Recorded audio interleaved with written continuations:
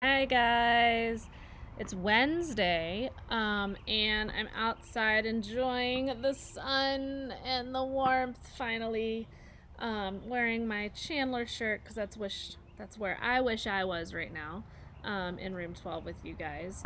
But since we can't be together, I will be reading The Wild Robot today, starting with chapter 30 called The Nest. And the last time we left Roz, she was talking to the beavers about what would be the best way to build a lodge for her and Brightbill. So we're going to kind of find out what Mr. Beaver has in mind and where they're going to build this lodge and what it's going to look like. Okay, so chapter 30, The Nest. I've built my fair share of lodges over the years. Mr. Beaver stood at the water's edge. But I can't say I've ever built one for a robot and a gosling. So just exactly do you need? We need a lodge big enough for both of us, said Roz. It should be comfortable and safe, and it should be near the pond. How long do you plan on living in this lodge? I do not know. Then we'd better make sure it's strong and sturdy. Mr. Beaver stroked his whiskers as he thought. Do you plan on having friends over? The missus loves to entertain guests. I do not have any friends. No friends? Well, you seem pretty likable for a robot. But if you want my advice, you should grow yourself a garden. The neighbors will not be able to resist fresh herbs and berries and flowers. Just you wait and see. So we'll make sure there's a place for a garden, and we'll give your lodge some extra space for all the friends you'll be hosting. The beaver winked. We also need to find a way to keep your lodge comfortable when it's cold outside. Our lodge is heated by our own bodies, but I think we'll have to find another way to heat yours. The beaver and the robot thought about heat for a while. The first thing that came to Roz's mind was the sun, but then she remembered the hot sparks she had felt when sliding down the mountain peak. I could heat our lodge with fire, she said. Mr. Beaver blinked his little eyes. I will need to experiment, Roz continued, but I think there is a way. You go right ahead, Roz, said the beaver. But would you try not to burn down the entire forest? Don't worry. I will be careful. Let's move on, Mr. Beaver sighed. The next order of business is to find a site for your lodge. That meadow across the water would be perfect, but the hares will have a fit if we try to build there. I think we should clear out some trees and build right in the forest. And I know the place. The beaver took them along the water and up to a dense section of forest that jutted into the pond. It needs some work, said Mr. Beaver, trudging through the thick weeds, but this ought to do the trick. Yes, this ought to do the job, said Roz in her friendliest voice. Job, said Brightbill. Mr. Beaver was incredibly skilled at taking down trees, but even he couldn't keep up with Roz's powerful chopping hands. So he let the robot do the hard work. He pointed out the trees and shrubs that needed to go, and Roz started hacking away. By sunset, they were standing in a newly cleared site, and they had more than enough wood to build the lodge. You did some fine work today, Roz, Mr. Beaver yawned. I'll return in the morning, and we'll pick up right where we left off. What would you like me to do? Said the robot. Tonight? So you still feel like working, do you? Very good. Well, you can start by digging out these tree stumps, and you can collect all those large flat stones over there. And you can smooth down this patch of dirt so we have a level place to build. That should keep you busy. The next morning, Mr. Beaver returned to find that Roz had been very busy indeed. All the tree stumps had been dug up, and their holes filled with dirt. 20 large stones had been stacked, and the ground was now perfectly level. But what most astonished Mr. Beaver was that Roz and Brightbill were huddled around a small, crackling campfire. Mr. Beaver moved his lips, but no words came out. Brightbill was cold last night, said Roz, so I taught myself how to make a fire. But how? I discovered that when you strike these two stones together, they create sparks like this. I directed sparks onto dry leaves and wood until they ignited. Once I had a fire, it was easy to keep it going. And if I need to put it out, I can just add water. Mr. Beaver sat and warmed his paws. I've never seen fire in such a neat little bundle. He stared into the flames. I've only seen it blazing through the forest, burning everything in its path. But this is marvelous. He took another minute to enjoy the warmth. Then he and the robot got back to work. Mr. Beaver asked Roz to dig a trench here, to place large stones there, to arrange logs this way, to smear mud that way. Birds and squirrels perched in the trees and watched the new lodge take shape. It resembled the Beaver Lodge, but it was larger, a great dome of wood and mud and leaves. A simple opening in the wall served as the entrance, and the door was nothing more than a heavy stone that the robot could slide out of the way. Inside, the lodge was one big round room. The arched ceiling was high enough that Roz could stand upright. A fire pit was set in the middle of the floor, and a mesh of thin branches acted above as a vent. Large stones lined the interior walls like benches and were covered with thick cushions of moss. There was even a hole for storing food and water for Bright Bill. So you can see here, this is what the lodge looks like.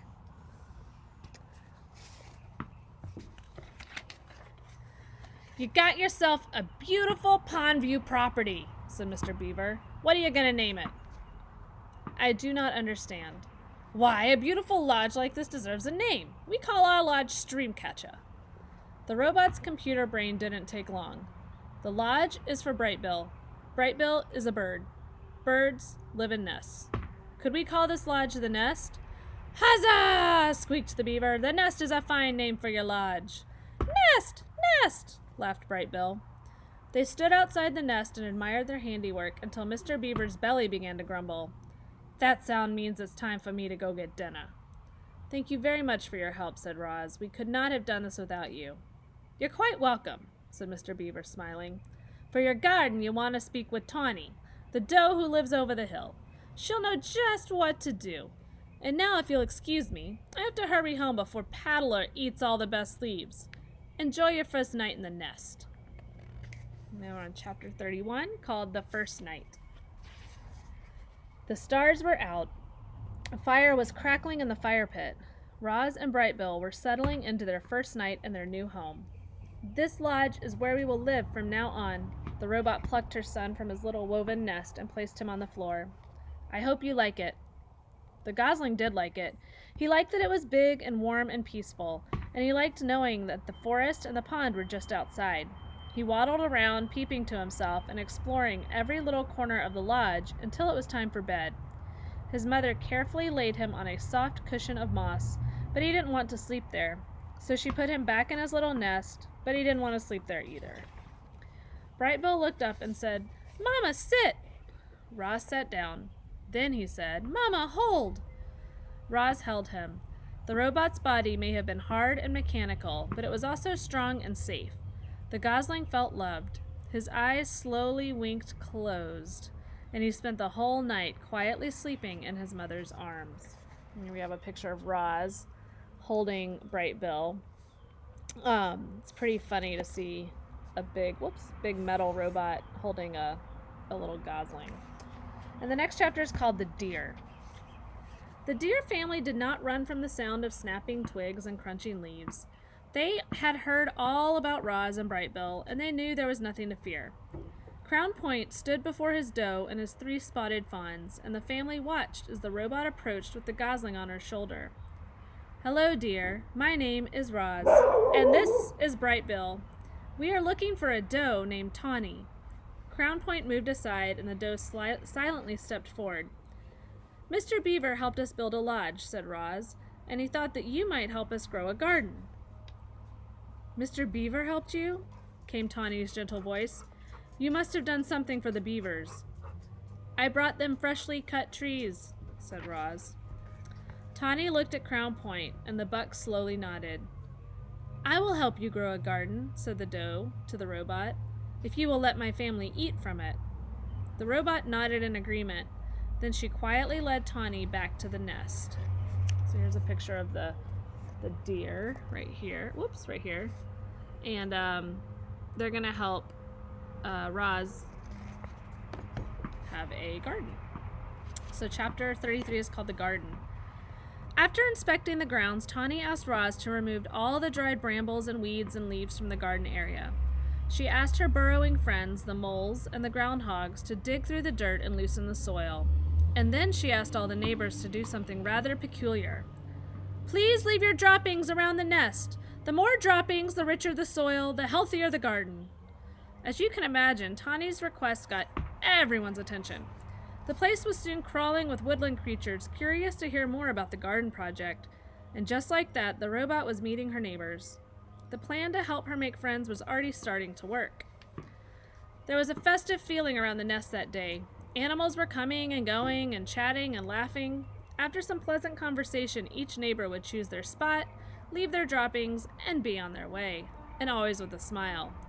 "We're happy to help," said two smiling weasels after finishing up their business. "It was our pleasure," said a flock of smiling sparrows before they flew away. "I shouldn't be much longer now," said a smiling turtle as he slowly made his contribution. As all this was going on, Roz walked around and thanked everyone. "I am not capable of defecating," she explained, "so your droppings are most appreciated." Once the grounds were fertilized, it was time for the plants. Tawny brought Roz and Brightbill out to a lush meadow. The robot sank her fingers into the ground and felt the spongy layer of roots below the grass. Slowly, carefully, she rolled up wide strips of sod, exposing the dark, wormy soil.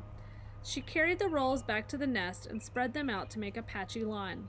Then she transplanted clumps of wildflowers and clovers and berries and shrubs and herbs until the nest was surrounded by a scraggly collection of plants.